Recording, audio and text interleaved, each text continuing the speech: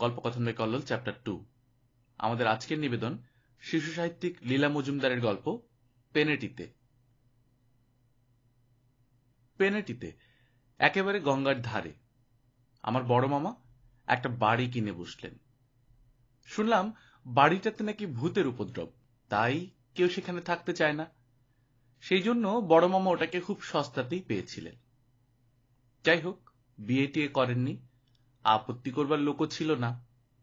মেজ মাসিমা একবার বলেছিলেন বটে, নাই বা কিনলে দাদা, কিছু নিশ্চয় আছে, নইলে কেউ থাকে না কেন। বড় মামা রেগে মেগে বাড়ির কাগজপত্র সই করবার আগে ওদের কুস্তির আড্ডার দুজন সন্ডাকে নিয়ে সেখানে দিব্যি আরামে দুরাত কাটিয়ে এলেন। সন্ডাদের অবশ্য সব কথা ভেঙে বলা হয়নি। তারা দুবেলা মুরগি খাবার লোভে মহা খুশি হয়েই থাকতে রাজি হয়েছিল। পরে আড্ডায় ফিরে এসে যখন বড় মামা ব্যাপারটা খুলে বলেছিলেন, তখন তারা বেজায় চটে গিয়েছিল। যদি কিছু হতো দাদা, গায়ের জোর দিয়ে তো তেনাদের সঙ্গে পেরে ওঠা যেত না। 2 মাস পরে বড় মামা সেখানে রেগুলার বসবাস শুরু করে দিলেন। সঙ্গে গেল বঙ্কু ঠাকুর। তার রান্না যে একবার খেয়েছে সে জীবনে ভোলেনি। আর গেল নটবর বেয়ারা, তার 44 ইঞ্চি বুকের ছাতি, রোজ সকাল বিকেল আধ ঘন্টা করে দুটো আধমনি মুগুর ভাজে। আর ঝগড়ু জমাদার, সে 4-5 বার জেল খেটে এসেছে গুন্ডামি টুন্ডামির জন্য। এরা কেউ শুধু ভূত কেন, ভগবানেও বিশ্বাস করে না। আমরা বরানগরে ছিলাম, আমি ক্লাস 9-এ পড়ছি। এমন সময় বাবা পাটনা বদলি হয়ে গেলেন, আর আমার স্কুল নিয়েই হলো মুশকিল। বড় মামা তাই শুনে বললেন, কুছ পরোয়া নেই, আমার কাছে পাঠিয়ে দাও, এমন কিছু দূরত্ব পড়বে না। বেটা বঙ্কুর রান্না খাবে, আর আমিও আমার নতুন কবিতাগুলো শোনাবার লোক পাবো। বঙ্কুরা তো আজকাল আর শুনতে চায় না, ভালোই হলো। শেষ পর্যন্ত তাই ঠিক হলো। মারা যেদিন সকালে পাটনা চলে গেলেন, আমার জিনিসপত্র বড় মামার ওখানে পাঠিয়ে দেয়া হলো, আর আমিও সারাদিন স্কুল করে বিকেলে গিয়ে সেখানে হাজির হলাম। মনটা তেমন ভালো ছিল না। মারাও চলে গেছেন। আবার আমাদের ক্লাসের যোগু আর ভুটে বলে 2 ক্যাপ্টেন কিছুদিন থেকে এমন বাড়াবাড়ি শুরু করেছিল যে স্কুলের টেকা দায় হয়ে উঠেছিল। আগে ওরাই আমার বেস্ট ফ্রেন্ড ছিল, কিন্তু পুজোর ছুটির সময় সামান্য একটা ব্যাপার নিয়ে ওরা এমন ছোট লোকের মতো ব্যবহার আরম্ভ করেছিল যে ওদের সঙ্গে সম্পর্ক বন্ধ করতে বাধ্য হয়েছিলাম।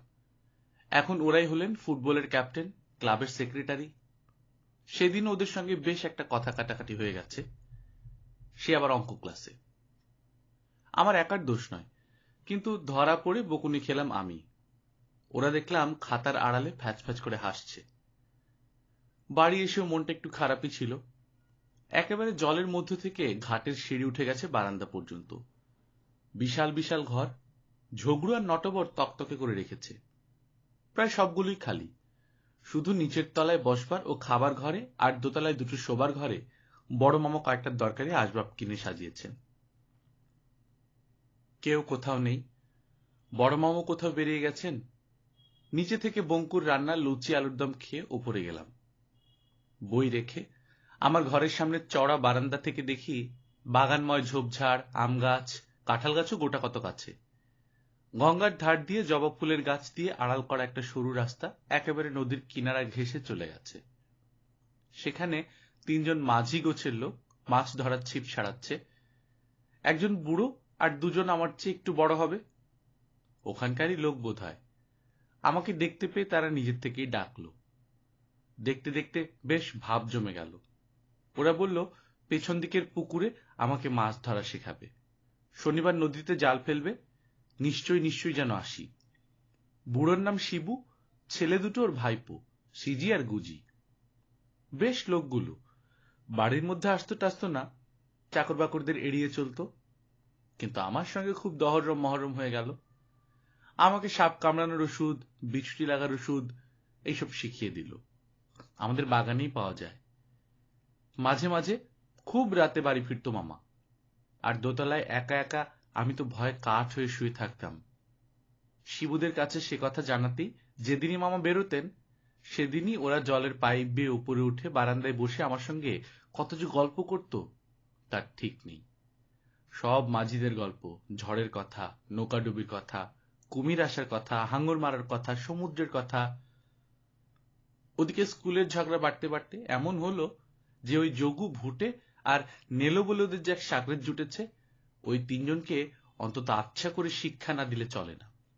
শিবু বলল, বাবু এইখানে ডেকে এনে সবাই মিলে কষে পিটুনি লাগাই। বললাম, না রে, শেষে স্কুল থেকে নামটা কাটিয়ে দেবে, তার চেয়ে এখানে এনে এমনি ভূতের ভয় দেখাই যে বাছাধনদের চুলদাড়ি সব খাড়া হয়ে উঠবে। তাই শুনে ওরা তিনজনই হেসে লুটোপুটি। আমি বললাম, দেখ, তোদের তিনজনকে কিন্তু ভূত সাজতে হবে, আর আমি ওদের ভুলিয়ে ভালিয়ে আনবো, তোদের সব সাজিয়ে গুজিয়ে দেব। হ্যাঁ, সাজিয়ে গুজিয়ে দেবেন কেন বাবু? রংটাও মেখিয়ে দেওয়ার দরকার হবে না, 3টে চাদর দেবেন, আমরা সাদা চাদর গায়ে জড়িয়ে গঙ্গার ধারে ঝোপের মধ্যে এমনি এমনি করে হাত লাগতে থাকবো আর ও ও করে শব্দ করব, দেখবেন ওনাদের পিলে চমকে যাবে। ছেঁড়া চাদর 3টে দিয়ে দিলাম। সত্যি ওদের বুদ্ধির তারিফ না করে পারলাম না। ভালোই হবে, তাহলে আমাকেও কেউ সন্দেহ করবে না, বাড়িটার একটা অপবাদ তো আছেই। শুক্রবার স্কুলে গিয়ে যোগু ভুটেদের সঙ্গে কথা বন্ধ করলাম। বাবা, ওদের রাগ দেখে কে! কিরে হতভাগা, ভারী লাট সাহেব হয়েছিস যে, কথা বলছিস না যে বড়? বললাম, মেয়েদের সঙ্গে আমি বড় একটা কথা বলি না, ব্যাচেলর মামার শিক্ষা। তারা তো রেগে কাই। মেয়েদের সঙ্গে মানে? মেয়েদের আবার কোথায় দেখলি? বললাম, যারা ভূতের ভয়ে আমাদের বাড়ি যায় না, তাদের সঙ্গে মেয়েদের আবার তফাৎ কি? যোগু রাগে ফুসফুস করতে করতে বলল, যা মুখে আসবে খবরদার বলবি না গুপে। 100 বার বলবো, তোমরা ভীতু কাপুরুষ মেয়ে মানুষ। যোগু আমাকে মারে আর কি, শুধু অঙ্কের মাস্টারমশাই চলে আসায় বেঁচে গেলাম। স্কুল ছুটির সময় ভুটে পেছন থেকে এসে আমার কানে কানে বলল, সন্ধ্যাবেলা 7টার সময় তোমাদের বাড়ির বাগানে আধ ঘন্টা ধরে আমরা বেড়াবো, দেখি তোমাদের ভূতের দৌড় কতখানি, আমাদের চিন্তা এখনো তোমার ঢের বাকি আছে। আমি তো তাই চাই, শিবুরা আজকের কথাই বলে রেখেছিল। বাড়ি গিয়ে খেয়ে দে একটু এদিক ওদিক ঘুরলাম, ওদের দেখতে পেলাম না। একটু একটু নার্ভাস লাগছিল, যদি ভুলে যায়। নদীর ধারে একটা ঝোপের পিছন থেকে গুজি ডেকে বলল, বাবু সব ঠিক আছে আমাদের। প্রায় সঙ্গে সঙ্গেই যোগু, ভুটে, নেলো 3 কাপ্তেন এসে হাজির। বড় মামা বেরোচ্ছিলেন, ওদের দেখে আমাকে বললেন, বন্ধুদের কেষ্টনগরের মিষ্টি টিষ্টি দিস, সব একা একা খেয়ে ফেলিস না যেন। কথাটা যেন না বললেই হতো না, ওরা তো হেসেই গড়াগড়ি, যেন ভারী রসিকতা হলো। বড় মামা গেলে খাওয়া দাওয়া সেরে বাগানে গেলাম। এক্ষুনি বাছারা টের পাবেন। চারিদিকে অন্ধকার হয়ে এসেছে, একটু একটু চাঁদের আলোতে সব যেন কিরকম ছায়া ছায়া দেখাচ্ছে। আমার গা ছমছম করছে। গল্প করতে করতে ওদের গঙ্গার ধারের সেই সরু রাস্তাটাতে নিয়ে এলাম। বাড়ি থেকে এই জায়গাটা আড়াল করা। পথের বাঁক ঘুরতেই আমার শুদ্ধ গায়ে কাটা দিল ঝোপের পাশে 3টে সাদা মূর্তি, মাথা, মুখ, হাত সব ঢাকা, আবার হাত তুলে যেন ডাকছে আর অদ্ভুত একটা শব্দ করছে, একটু একটু হাসিও পাচ্ছিল। যোগুরা 1 মিনিটের জন্য ভয়ে সাদা হয়ে গিয়েছিল, তারপর আমার দিকে তাকিয়ে, তবে রে হতভাগা, চালাকি করবার জায়গা পাসনি বলে ছুটে গিয়ে চাদর শুদ্ধ মূর্তিগুলোকে জাপটে ধরল। তার পরের কথা আমি নিজের চোখে দেখেও যখন বিশ্বাস করতে পারছি না, তোমরা আর কি করবে। ছোঁয়া মাত্র মূর্তিগুলো যেন ঝরঝর করে হাওয়ায় মিলিয়ে গেল, শুধু চাদর 3টে মাটিতে পড়ে গেল। যোগু, ভুটে, নেলেও তক্ষুনি মূর্ছা গেল। আমি পাগলের মতো, ও শিবু, ও সিজি করে ছুটে বেড়াতে লাগলাম।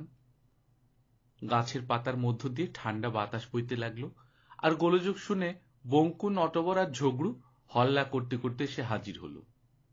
ওরা যোগুদের তুলে ঘরে নিয়ে গিয়ে চোখে মুখে জল দিল। আমার গায়ে মাথায় মিছিমিছি 1 বালতি জল ঢাললো। মামাকেও পাড়া থেকে ডেকে আনা হলো। এসে আমাকে কি বকুনি! বল লক্ষ্মী ছাড়া, চাদর নিয়ে গিয়েছিলি কেন? যত বলি শিবু সিজিগুজির কথা, কেউ বিশ্বাসই করে না। তারা আবার কে? এতদিন আছি, কেউ তাদের কোনোদিন দেখেনি, শোনেনি, এ আবার কি কথা? আন, তাহলে তাদের খুঁজে আন। কিন্তু তাদের কি আর কখনো খুঁজে পাওয়া যায়? তারা তো আমার চোখের সামনে ঝুরঝুর করে কর্পূরের মতো উবে গেছে।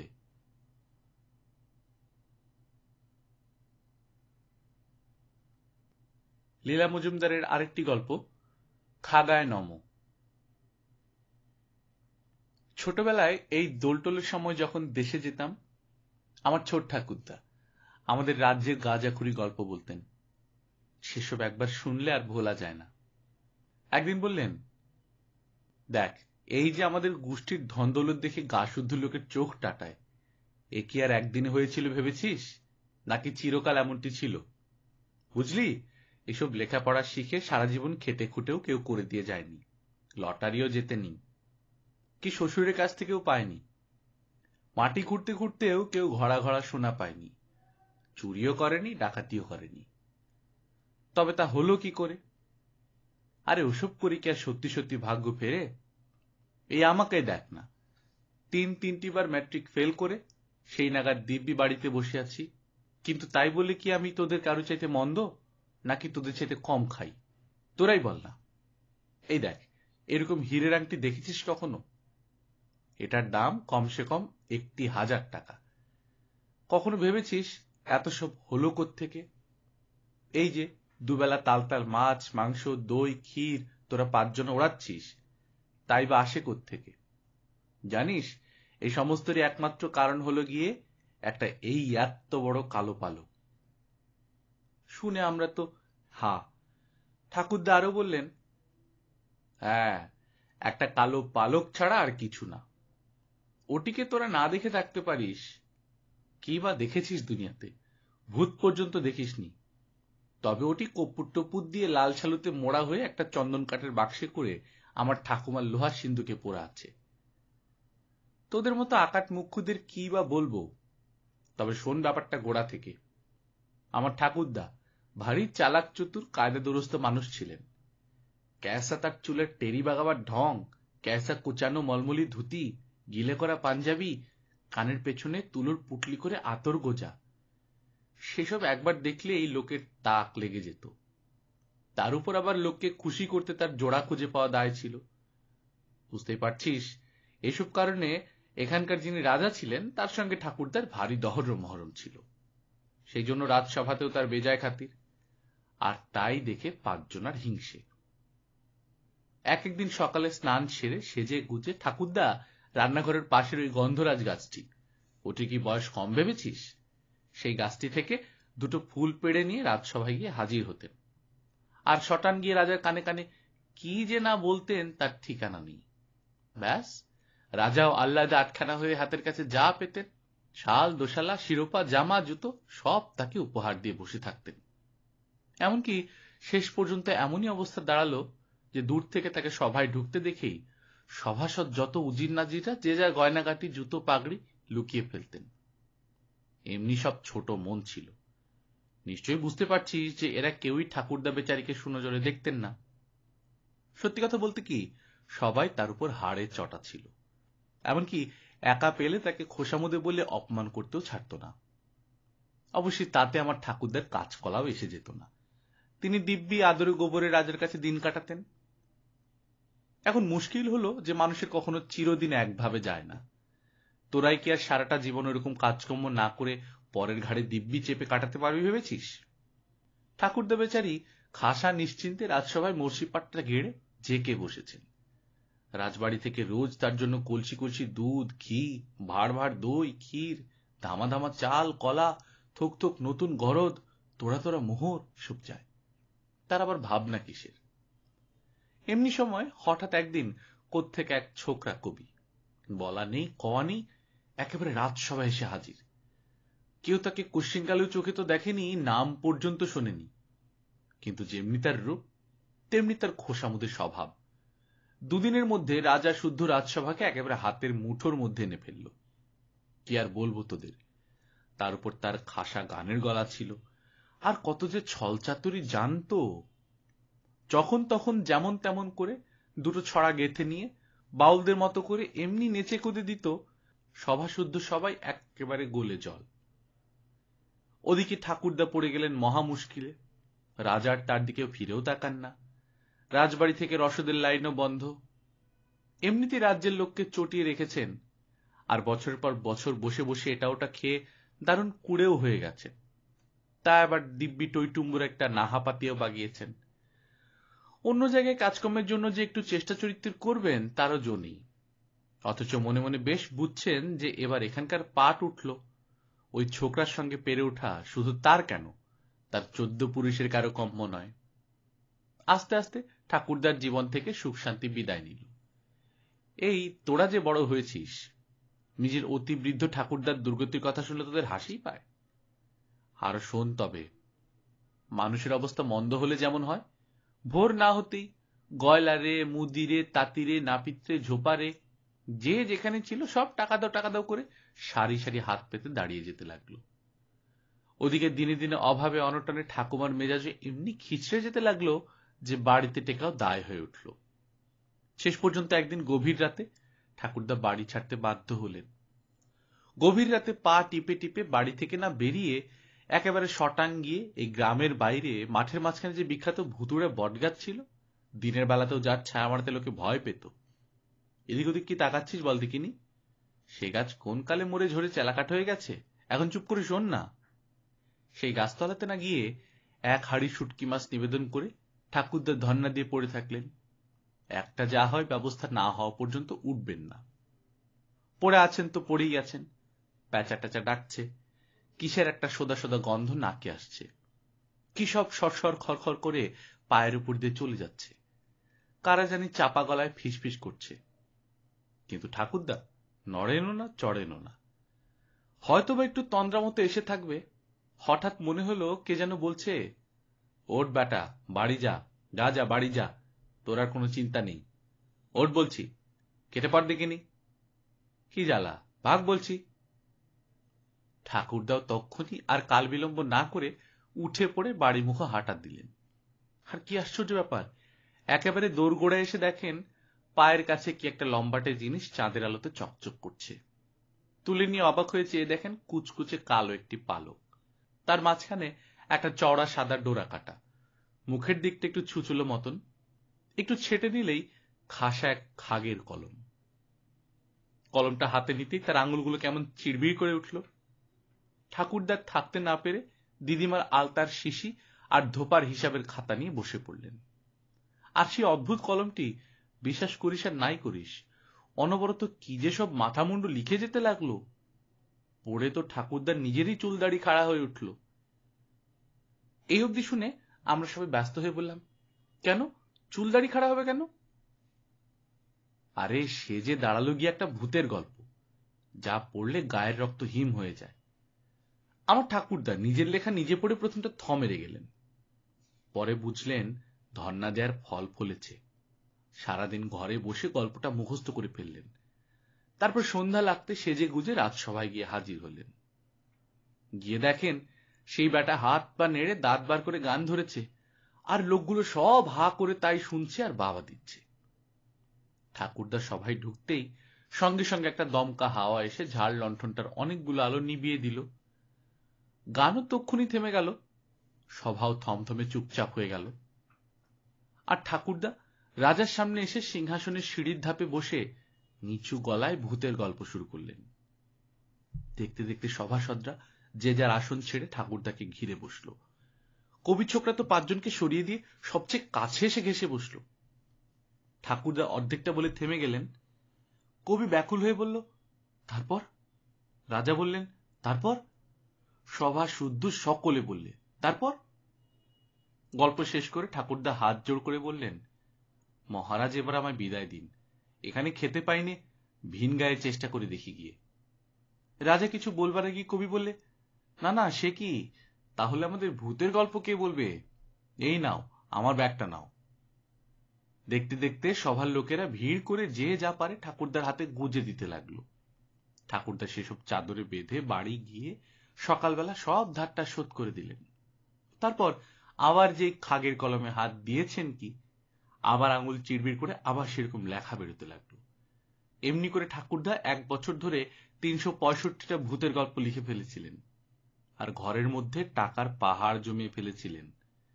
তাই দিয়েই তো বাড়ি ঘর জমি জমা গরু বছর ক্ষেত খামার সব হয়েছিল। তাই থেকেই তো তোরা সব দিব্যি মজা লুটছিস। আমরা বললাম, তারপর উনি থেমে গেলেন কেন? মরে গেলেন বুঝি? ছোট ঠাকুরদা বিরক্ত হয়ে বললেন, মোটেই মরেননি। তোরা বললি ওকে মরে যেতে হবে নাকি? ও মরেননি টরেননি। তবে 1 বছর বাদে একদিন পুরনো পুকুরে স্নান করতে গিয়ে দেখেন এই মোটা একটা কালো পাতিহাঁস চান চান সেরে পাড়ে উঠে পালক সাফ করছে, আর ঠোঁটের খোঁচা খেয়ে এত বড় বড় কালো পালক এদিক ওদিক পড়ে যাচ্ছে। তার প্রত্যেকটাতে একটা করে চওড়া সাদা দাগ, আর মুখটা কেমন সুচলো ধরনের, একটু ছেটে নিলে খাসা খাগের কলম। তাই দেখে ঠাকুরদা ঘরে গিয়ে সিন্ধুক থেকে নিজের খাগের কলমটা নিয়ে এসে মিলিয়ে দেখলেন হুবহু একেবারে বেমালুম মিলে গেল। এমন মিলে গেল যে কোনটা যে নিজের পালক তার চেনাই গেল না। এক ফোঁটা লাল আলতাও তাতে লেগেছিল না। রোজ তাকে এত যত্ন করে পরিষ্কার করা হতো। ব্যাস, গল্প লেখা বন্ধ হলো। ঠাকুরদাও পেন্সিল কিনে নিলেন। ততদিনে তার অবস্থা ফিরে গেছে, চিন্তাও ঘুচে গেছে। শেষ বয়সটা দিব্যি আরামই কাটল। ওই গল্পগুলোর কত কত হারিয়ে গেছে, কিন্তু ধোপার খাতায় লেখা প্রথম 50টি আমার কাছে আছে। আমার কথা মতো চলি যদি, তো মাঝে মাঝে 1-8টা শোনাতে পারি। ছোট ঠাকুরদা মারা যাবার আগে আমার উপর খুশি হয়ে ওই খাতাটা আমায় দিয়ে গেছেন। এখন ওটি আমার কাছে আছে। তোমরাও যদি আমার কথা মতো চলো, তো মাঝে মাঝে 1-8টা শোনাতে পারি। গল্পকথন বাই কল্লোল, চ্যাপ্টার 2। আপনারা শুনছিলেন লীলা মজুমদারের গল্প শিশুতোষ গল্প। আমাদের চ্যানেলে আমরা নিয়মিত গল্প দিয়ে যাচ্ছি। আপনারা যারা প্রথমবারের মতো শুনছেন, সাবস্ক্রাইব করে নেবেন। গল্প পাঠ ভালো লাগলে আপনাদের বন্ধুদের সাথে শেয়ার করবেন। বেশি বেশি বই পড়বেন, নিজে ভালো থাকবেন, আশেপাশে মানুষদের ভালো রাখার চেষ্টা করবেন। টাটা।